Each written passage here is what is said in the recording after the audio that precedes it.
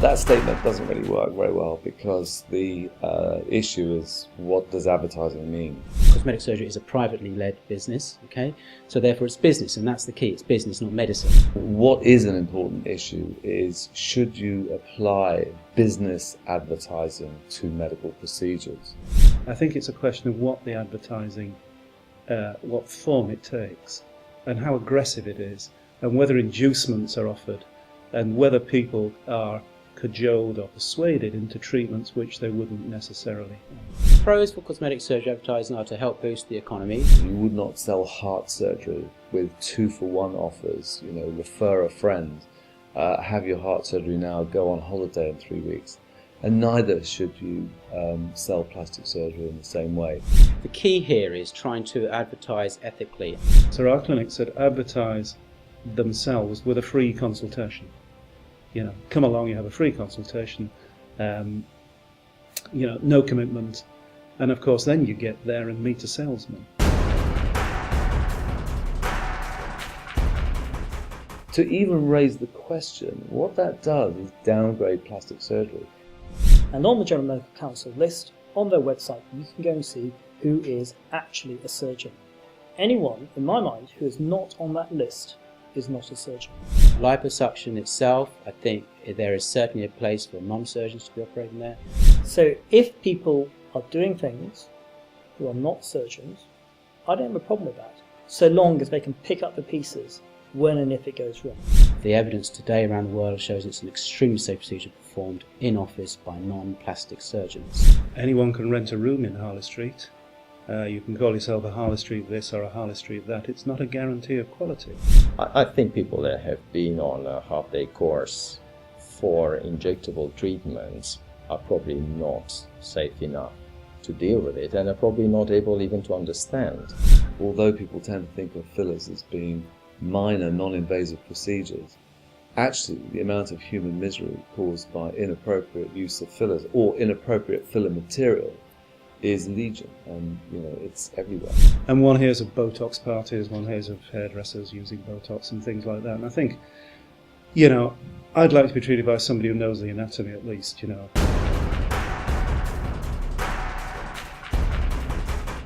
As a journalist, I have to strike a balance between what's new, which is what my editors want, and what's responsible to report to the media. It's not common that the majority of the work done by UK plastic surgeons, i.e.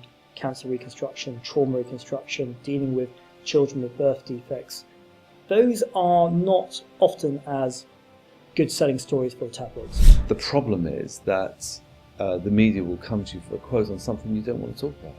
So why do the media ring me up when they want to talk about outlandish or outrageous surgical procedures? It's all for the benefit of one selling publications. The real shame is actually that huge area of work that is underreported is perhaps the best story to be told.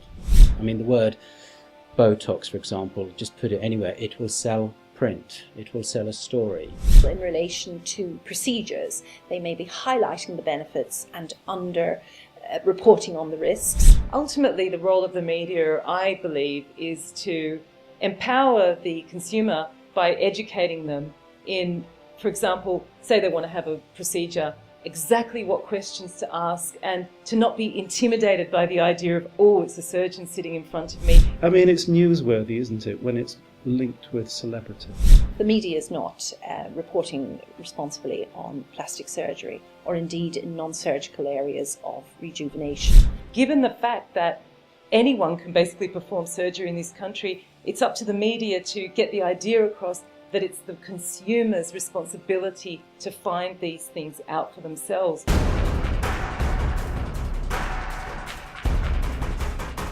Actually, we need to think about all of that sort of care package more holistically. And that means I don't really think that plastic surgeons that are interested in aesthetic surgery can be ignorant of the kind of non-surgical technologies that help as an adjunct to looking after a patient in a holistic way. Are you going to be a used car salesman, or are you going to be a medical professional? This is not Animal Farm. Surgery good, non-surgery bad. We need to learn from one another. If I was to say two reasons as to why there has been a blurring of the boundaries between plastic surgery and aesthetic medicine and what's good for the public.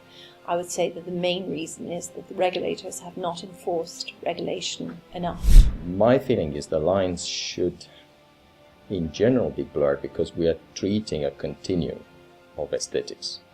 We're not treating a surgical patient, we're treating a patient who wants a certain outcome. And increasingly, I find over the years that we need to talk to our dermatological colleagues. I mean, what's interesting now about CCR, what's happening in October, is I think in this country, it's the first time that we're saying, look, come and be under the same roof.